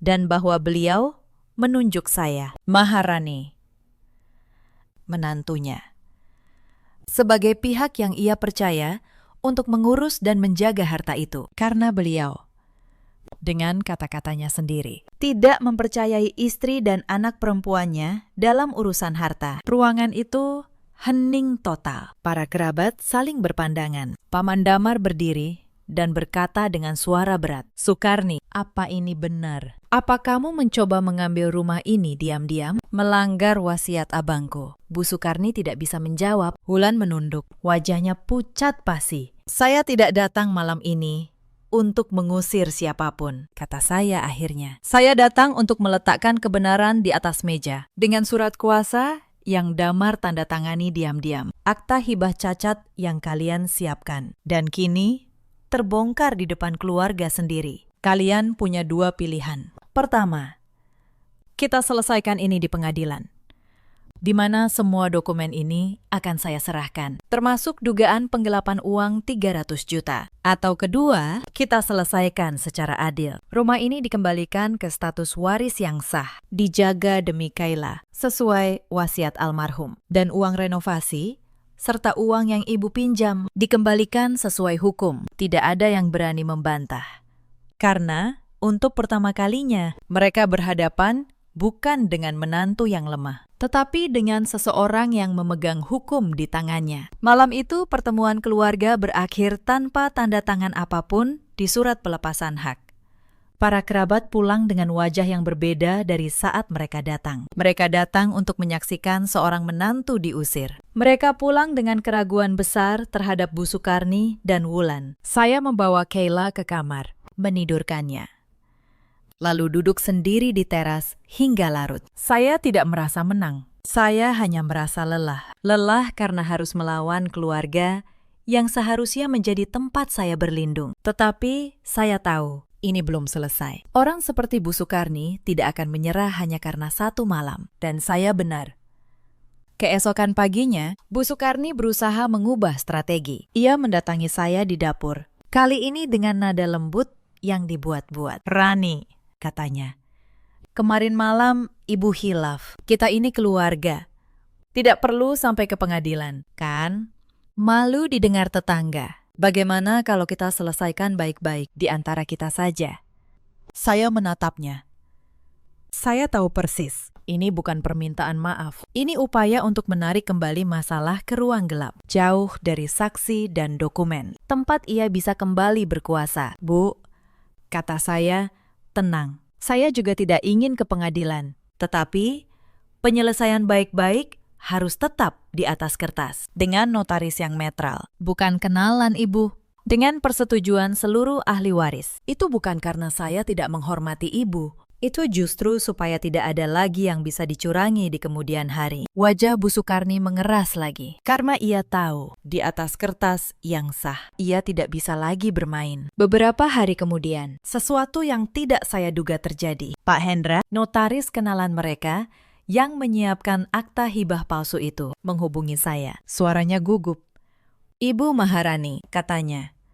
Saya tidak tahu kalau dokumen yang diminta keluarga itu menyangkut harta waris yang belum dibagi. Saya hanya diminta membuatkan draft. Saya mohon, jangan laporkan saya ke majelis pengawas notaris." Saya menarik napas. Saya tahu betul betapa seriusnya pelanggaran semacam itu bagi seorang notaris. "Pak Hendra," kata saya tidak akan melaporkan Anda. Asalkan Anda bersedia memberikan keterangan jujur tentang bagaimana akta itu diminta dibuat dan oleh siapa." Ia setuju tanpa ragu. Dan dengan itu, satu lagi bukti jatuh ke tangan saya. Tekanan terhadap Bu Sukarni dan Wulan semakin besar. Para kerabat mulai menjauh. Paman Damar, yang dihormati di keluarga itu, secara terbuka menyatakan bahwa wasiat almarhum Pak Wirahadi harus dihormati. Tetangga mulai berbisik. Dan Wulan, yang selama ini hidup dari kemurahan ibunya, mulai panik. Karena rencananya untuk memiliki rumah itu hancur berantakan. Dalam keputusasaannya, Wulan melakukan kesalahan terakhir. Suatu malam, ia menemui saya dan mencoba menyuap saya. "Mbak Rani," katanya. Suaranya kini manis. "Bagaimana kalau begini? Mbak diam saja soal semua dokumen itu. Nanti aku kasih Mbak 50 juta. Anggap saja damai." Saya menatapnya. Lalu saya mengeluarkan ponsel saya yang sejak tadi merekam pembicaraan kami. "Wulan," kata saya pelan, "kamu baru saja mencoba menyuap seseorang untuk menyembunyikan dugaan penggelapan. Dan kamu melakukannya di depan rekaman." Wajah Wulan membeku. Ia berdiri, gemetar, lalu pergi tanpa berkata apa-apa. Itu adalah terakhir kalinya ia berani mencoba mengakali saya. Sementara itu, hubungan saya dengan Damar sampai pada titik yang tidak bisa diperbaiki. Suatu malam, ia datang ke kamar, duduk di tepi tempat tidur, dan untuk pertama kalinya dalam waktu yang lama, ia menatap mata saya. "Rani," katanya. Suaranya bergetar. "Maafkan aku. Aku terlalu takut pada ibuku. Aku tahu aku salah." Saya menatapnya lama. Dulu, kalimat itu mungkin sudah cukup untuk meluluhkan hati saya. Tetapi malam ketika ia membiarkan ibunya menampar saya tanpa bergerak sedikit pun, sesuatu di dalam diri saya telah berubah selamanya. "Mas," kata saya pelan, "aku tidak membenci kamu, tapi aku tidak bisa lagi berpura-pura bahwa rumah ini, keluarga ini, adalah tempat yang aman untuk Kayla tumbuh. Selama bertahun-tahun, aku menahan semuanya, berharap kamu akan berdiri di sampingku. Sekali saja.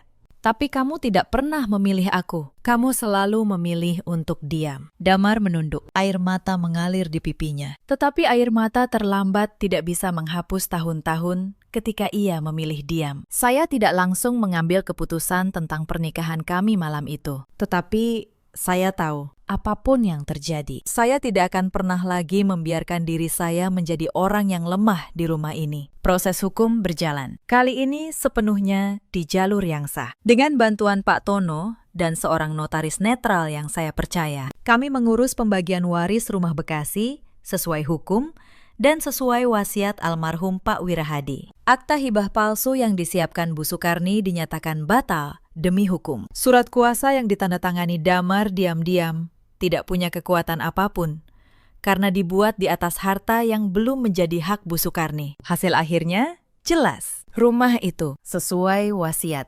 ditetapkan sebagai harta yang dijaga demi masa depan Kayla. Dengan saya sebagai pihak yang dipercaya mengelolanya. Uang renovasi 387 juta rupiah diakui sebagai hak saya. Dan uang 300 juta yang dipinjam dengan dalih pengobatan setelah ditelusuri. Ternyata sebagian besar digunakan Wulan untuk gaya hidupnya. Bu Sukarni, demi menghindari laporan pidana penggelapan, terpaksa menyepakati pengembalian secara bertahap. Bu Sukarni, yang dulu duduk di kursi utama, seperti seorang ratu, kini harus menundukkan kepala di hadapan hukum yang selama ini ia kira bisa ia akali. Wulan, yang dulu memanggil saya pembantu, kehilangan semua mimpinya untuk hidup mewah dari rumah yang bukan haknya. Ia kembali berpindah-pindah dari satu tempat ke tempat lain. Kali ini, tanpa ada lagi rumah besar yang bisa ia tumpangi. Beberapa bulan kemudian, saya memutuskan untuk pindah dari rumah itu bersama Kayla. Bukan karena saya kalah, tetapi karena saya tidak ingin putri saya tumbuh di tengah dinding yang menyimpan begitu banyak kebencian. Saya menyewa rumah kecil yang sederhana, tidak jauh dari kantor saya di Bintaro. Rumah yang tidak mewah, tetapi penuh ketenangan. Sebelum saya benar-benar pergi, ada satu pagi yang tidak akan saya lupakan. Bu Sukarni, untuk pertama kalinya, datang kepada saya tanpa kemarahan, tanpa nada tinggi. Ia berdiri di ambang pintu kamar saya, terlihat jauh lebih tua dari biasanya. "Rani," katanya pelan, "aku salah. Aku terlalu takut kehilangan Damar, terlalu takut menjadi tua sendirian, sampai aku lupa bahwa kamu juga anak. Aku minta maaf." Saya menatapnya lama. Saya tidak merasa puas, saya hanya merasa lelah dan sedikit kasihan pada perempuan yang menghancurkan keluarganya sendiri demi rasa takut yang tidak pernah ia akui. Saya menerima permintaan maaf, Ibu, kata saya akhirnya. Tetapi memaafkan bukan berarti kembali. Saya tetap akan pergi demi Kayla dan demi diri saya sendiri. Bu Sukarni mengangguk, lalu pergi tanpa berkata apa-apa lagi. Setiap pagi di rumah baru kami, saya menyiapkan sarapan untuk Kayla. Ikan goreng, sayur asem, dan sambal terasi. Makanan sederhana yang dulu pernah dihina sebagai masakan kampung. Tetapi di meja kecil kami, makanan itu terasa seperti kemenangan yang paling tenang. Kayla tumbuh menjadi anak yang ceria. Ia tidak lagi mendengar suara teriakan di malam hari. Ia tidak lagi melihat ibunya diperlakukan seperti orang asing. Dan setiap kali ia tertawa. Saya tahu bahwa semua yang saya lalui, semua kesabaran yang saya simpan, tidak sia-sia. Damar masih sesekali datang menjenguk Kayla. Saya tidak melarangnya. Bagaimanapun, ia tetap ayah dari putri saya. Tetapi sesuatu di antara kami telah berakhir. Bukan dengan teriakan, bukan dengan kebencian. Hanya dengan kesadaran yang tenang bahwa cinta tanpa keberanian untuk melindungi pada akhirnya bukanlah cinta yang bisa saya pertahankan. Suatu malam, ketika Kayla sudah tertidur, saya membuka kembali map coklat tua saya. Map yang telah menyelamatkan saya. Di dalamnya masih tersimpan salinan surat wasiat almarhum Pak Wirahadi. Saya membacanya sekali lagi. Dan saya teringat kalimat terakhir beliau di rumah sakit dulu. Rani, jaga keluarga ini. Dan jaga juga dirimu sendiri. Untuk pertama kalinya, saya benar-benar memahami maksud beliau. Beliau sudah melihat semuanya. Dan beliau mempercayakan kebenaran itu kepada satu-satunya orang yang ia yakini akan menjaganya. Cerita ini mengajarkan satu hal yang sederhana. Jangan pernah meremehkan seseorang hanya karena ia diam. Dan jangan pernah mengira bahwa kelembutan adalah tanda kelemahan. Kadang, orang yang paling tenang adalah orang yang paling siap. Di luar sana, ada banyak perempuan seperti saya dulu. Perempuan yang bekerja keras, menabung bertahun-tahun, lalu kehilangan segalanya hanya karena percaya pada janji manis dan tidak berani meminta kejelasan hukum. Kalian tidak salah karena berbaik hati. Tetapi ingatlah, kebaikan tanpa kejelasan akan selalu dimanfaatkan oleh orang yang serakah. Mintalah surat. Mintalah kejelasan, simpanlah bukti, bukan karena kalian curiga, tetapi karena kalian menghargai diri kalian sendiri. Di luar sana juga ada banyak suami seperti Damar, lelaki yang tidak jahat, tetapi terlalu lemah untuk berdiri di saat istrinya paling membutuhkan. Kepada para suami, ketahuilah, diam di saat orang yang kalian cintai disakiti adalah bentuk pengkhianatan yang paling halus. Dan ada pula para ibu mertua yang karena takut kehilangan kuasa atas anak lelakinya, justru menghancurkan rumah tangga anaknya sendiri. Dalam hidup, kita selalu punya pilihan untuk diam atau untuk berdiri, untuk menyerah, atau untuk menjaga harga diri kita dengan cara yang benar. Saya memilih untuk berdiri tanpa kebencian, tanpa kekerasan, hanya dengan kebenaran di tangan saya. Dan itu sudah cukup. Terima kasih, sahabat kisah, sudah menemani saya sampai akhir cerita ini. Jika kisah ini menyentuh hati kalian, atau jika kalian pernah berada di posisi yang sama, ceritakanlah pengalaman kalian di kolom komentar. Mungkin cerita kalian akan menjadi kekuatan bagi seseorang yang malam ini sedang menahan air matanya sendirian. Sampai jumpa di kisah berikutnya. Jaga diri kalian, dan jangan pernah lupa untuk menjaga harga diri kalian.